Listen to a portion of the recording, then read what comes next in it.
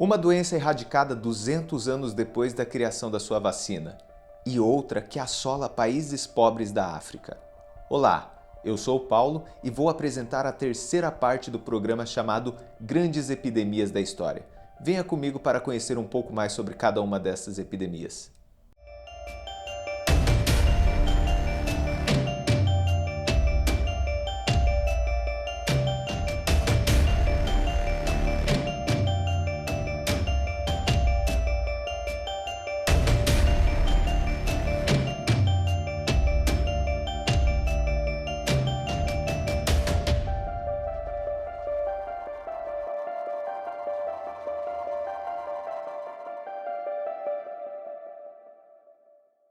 A varíola foi a primeira doença infecciosa extinta por meio da vacinação preventiva. Ela teve uma aparição muito antiga, porém, existem poucos relatos anteriores ao século X, apesar de termos visto que a peste antonina possa ter sido uma epidemia de varíola.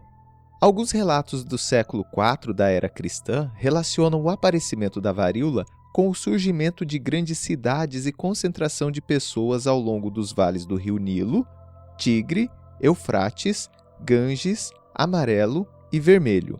A doença se instalou nessas regiões, se espalhando pela Europa e Ásia por meio das rotas comerciais.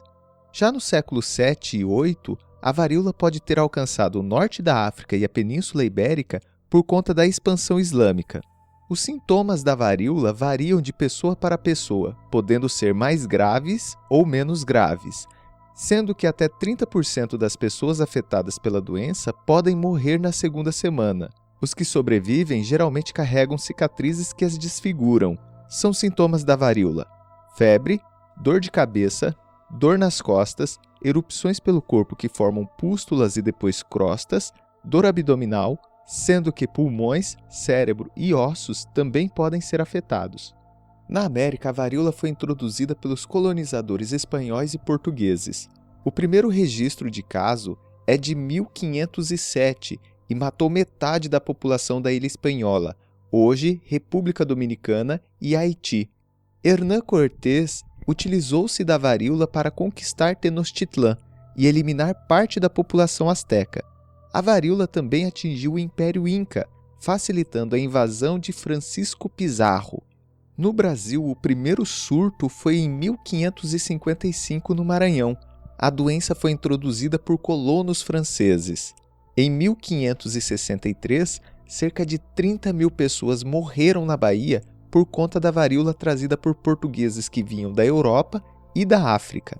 Só no fim do século XVIII, mais precisamente em 1796, o médico inglês Edward Jenner realizou sua primeira experiência com seres humanos em busca de uma vacina para a varíola. Jenner extraiu uma linfa de uma mulher infectada com varíola bovina e aplicou na pele de um menino de 8 anos, que desenvolveu reações no local da aplicação. Depois de 6 semanas, Jenner inoculou pus de varíola humana no mesmo menino, que não adquiriu a doença. Assim nasceu a vacina para a varíola. Mais de 100 anos depois, mais precisamente em 1903, o sanitarista Oswaldo Cruz foi nomeado como diretor-geral de saúde pública do Rio de Janeiro, tendo a missão de lutar contra 3 doenças: a febre amarela, a peste bubônica e a varíola. Para combater a varíola, foi aprovada uma lei de vacinação obrigatória em 31 de outubro de 1904. Porém, a população mais pobre e oprimida não aceitou de bom grado a invasão de suas casas e a aplicação de uma vacina à força. A população foi às ruas e se revoltou contra o governo, em um episódio chamado de Revolta da Vacina. Por trás da revolta, havia interesses políticos da oposição ao presidente brasileiro Rodrigues Alves, que usaram essa obrigatoriedade da vacinação para incitar a população contra o governo. Rodrigues Alves desistiu da ação e o povo não foi vacinado. 4 anos mais tarde, em 1908, um surto epidêmico de varíola atingiu a cidade do Rio de Janeiro. Só então a população recorreu à vacinação. Já em meados do século XX, a varíola ainda causava cerca de 2 milhões de mortos todos os anos. Entre 1957 e 1966, a Organização Mundial da Saúde, a OMS, planejou o programa de vacinação e erradicação da varíola, e ele foi aplicado logo em seguida. Em 1977 foi registrado o último caso de varíola em seres humanos, que ocorreu em um dos membros do programa de erradicação, chamado Ali Mal-Malim. Em 1980, a OMS declarou a erradicação da varíola. Porém, enquanto a varíola era erradicada, um novo inimigo epidêmico surgia, o ebola. O vírus ebola surgiu em uma região próxima ao rio Ebola, em uma aldeia de Imbuku, no Zaire, hoje República Democrática do Congo, e simultaneamente na cidade de Nzara, no Sudão. Esse vírus tem um morcego frutífero como hospedeiro, sendo que há 5 cepas conhecidas do vírus: o Bundibugyo, o Costa do Marfim, o Sudão, o Zaire e o Reston, esse último sem indício de enfermidades e mortes em humanos. Por sua vez, a cepa Zaire Ebola vírus, EBOV, é tido como o mais letal. Como se pode ver, os nomes das cepas do vírus estão associadas aos locais da sua ocorrência, o que hoje é evitado ser feito. Na primeira aparição do vírus, em 1976, ele se mostrou extremamente letal. No Zaire, ele infectou 318 pessoas, das quais 280 morreram. No Sudão, foram 284 pessoas infectadas, das quais 156 morreram. Esse vírus tem uma alta taxa de mortalidade, que dependendo de sua cepa pode ser de 25% até 90% dos infectados. O ebola não se transmite pelo ar, mas pelo contato com fluidos e secreções corporais humanas e de animais, como sangue, fezes, urina, saliva, sêmen. Dessa forma, regiões de extrema pobreza e carência sanitária são mais suscetíveis à doença. Os corpos daqueles que morrem devido à doença também são altamente contagiosos. Por isso, enterros devem ser realizados com o máximo de segurança e respeito.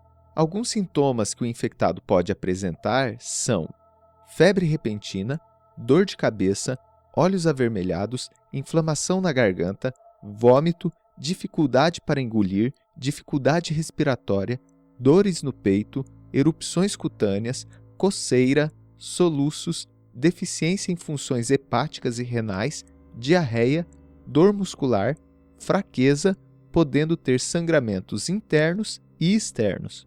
O tratamento da doença se restringe a isolar os infectados e fornecer terapia de apoio, que consiste em manter o paciente hidratado e oxigenado, verificando sua pressão sanguínea e tratando outras infecções que possam aparecer. Porém, devido ao alto risco de contágio, aqueles que oferecem as terapias de apoio precisam utilizar vestimentas de proteção adequadas.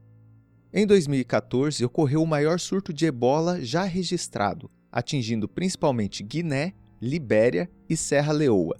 Porém, outros países como Estados Unidos, Mali, República Democrática do Congo, Nigéria, Senegal, Espanha, Reino Unido e Itália acabaram importando casos dos locais do surto original. Em 2016, após o fim da epidemia, a OMS apresentou os dados da epidemia de ebola nos 3 países mais atingidos. Guiné teve 3.800 casos confirmados e 2.534 vítimas fatais. A taxa de letalidade foi de 66,7%. A Libéria teve 10.666 casos confirmados e 4.806 vítimas fatais. A taxa de letalidade foi de 45%. E Serra Leoa teve 13.982 casos confirmados e 3.955 vítimas fatais. A taxa de letalidade foi de 28%. Porém, desde abril de 2019, a Organização Médicos Sem Fronteiras alerta para a crescente epidemia de ebola na República Democrática do Congo, que iniciou em 2018, sendo que naquele momento a epidemia já representava o segundo maior surto de ebola já registrado, com 1.200 casos infectados e 760 mortes. Em outubro de 2019, a OMS aprovou a primeira vacina contra o ebola, mas que já vinha sendo aplicada desde agosto de 2018. No momento da aprovação da vacina, o território congolês já registrava mais de 2.100 vítimas fatais do surto de ebola. No início de março de 2020, o Centro de Tratamento de Ebola de Benim, no leste da República Democrática do Congo, deu alta para o último paciente que havia contraído ebola. Segundo diretrizes internacionais, a República Democrática do Congo terá que aguardar 42 dias sem registro de nenhum novo caso de ebola para poder decretar o fim do surto da doença, que matou cerca de 2.200 pessoas. Essa notícia esperançosa durou pouco, porque no horizonte congolês já surgia a pandemia da Covid-19, que chegou na sua capital Kinshasa em março de 2020. A Covid-19 será o tema da última parte desse programa. Enquanto isso, acompanhe nossas redes sociais para obter outras informações. Um grande abraço!